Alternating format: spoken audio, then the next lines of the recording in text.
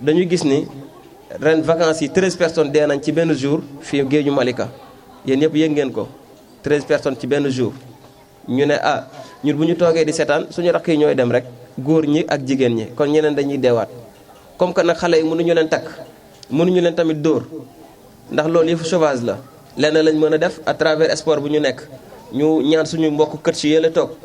ñu andi seen ay xale ñun aussi moyens yu ñu am muy yi paa bi lijjanti depuis Espagne ñu ne léegi nañ ko teg à la disposition des Massarois lépp pour bañ xale yi taxawaalu pour bañ xale yi tambambalu pour bañ xale yi dem géej wala sax lu gën a garaaw loolu dem di jàng tux yamba ak sàcc parce que boo deful lu baax yaa ngi def lu bon loolu moo waral ñu teg tournoi bi nag su yombee tamit pour dire vrai kër si ñoo ñu ko yombalal waxuma Daouda ak Lamine mais ñeneen ñi nangoo bokk parce que tey ñoom bu ñu bañoon ñoom kese mënuñu mat 8 équipe ñun ñaari équipe lañ ASEC la ak académie jàmm xale yi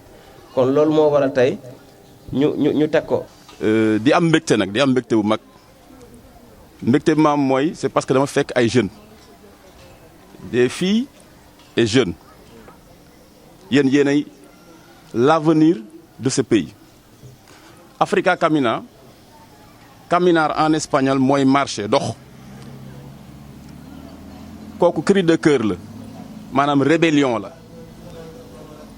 man je suis un pur produit de la banlieue entre Pikine Yeumbeul. Ça fait plus de 20 ans que je vis en Europe. D'abord j'étais en Allemagne mais man bañkat la en Europe je regardais la télé tous les jours li ma doon gis moom mooy noirs yi di wàcc ci ay pirogue ñuy wooye patera ñii di dee ci ndox mi. Quand on parle de l'Afrique on parle de l'Afrique des guerres civiles on parle de l'Afrique de la famine du ñu wax lu baax ci Afrique musuma ko gis donc man loolu moo doon sama naqar man mais nag ma war ko mën a ne war naa mën a def un geste pour ñu aller vers la solution. J'ai fait presque tous les pays d'Europe mais opportunité de développement bi ñu am ñun ñoom amuñu ko. Europe ay montagne la ay xeer la y a pas de richesse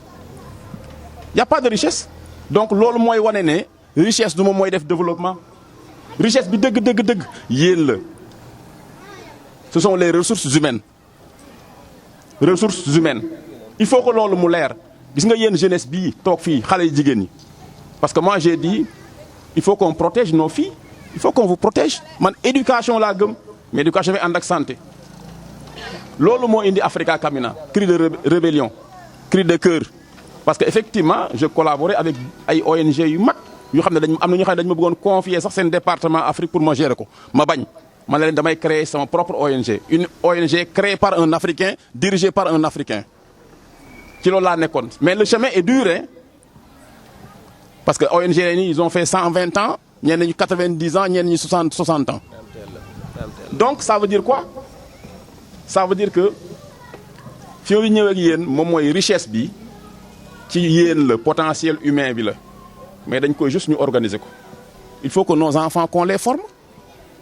ça dépend de nous. Nous sommes dans un pays extraordinaire c'est le plus beau pays du monde moi quand su ma si nekkee fii je suis heureux en Europe loolu la fay def liggéey kese dañuy dem petit à petit li ñuy xam ne moom la ñuy valoriser parce que ñun politique guñu man mii di wax ak yéen nii ça ne m'intéresse même pas du tout la politique ne m'intéresse pas jamais bu ma verrez ici may ut benn poste de nangam sangam kooku je vous le dis ça dès à présent ngeen xam loolu parce que des fois au Sénégal si tu fais des gestes rek les gens ils pensent qu'il y a quelque chose derrière ce n'est pas mon cas kooku seen xel na dal yéen man li ma intéressé mooy yéen ñi toog fii yéen xale yi mais vous avez de la chance d'abord ngeen xam ne académie bi football bi excuse la li am solo dëgg mooy li ngeen di jàng ci biir donc le fait que tu fasses du sport kooku excuse la mais li ci jublu dëgg mooy éducation pour le développement il faut que ñu tàggat leen pour que ngeen pare développement dafa am lu mu laaj man dem naa ay dëkk yu bëri benn jour ma dem une petite histoire ma nekk en Allemagne à Berlin ma fanaan ci benn immeuble ci suuf le matin copain bi ne ma kaay nga gunge ma ñu dem damay dagg kii fleur jardin bi parce que man mu ne ma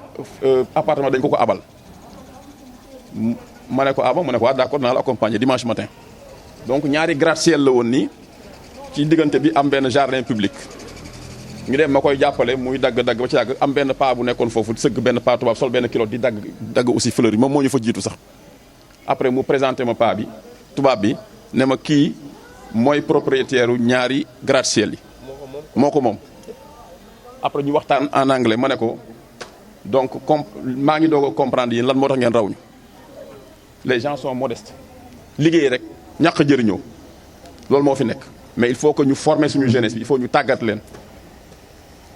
soo leen ko defee soo leen bëggee Sénégal développé dans 20 ans day dem yoonam mais il faut que ñu commencer par les poches comme on ne peut pas le faire à grande échelle fii la ñuy commencer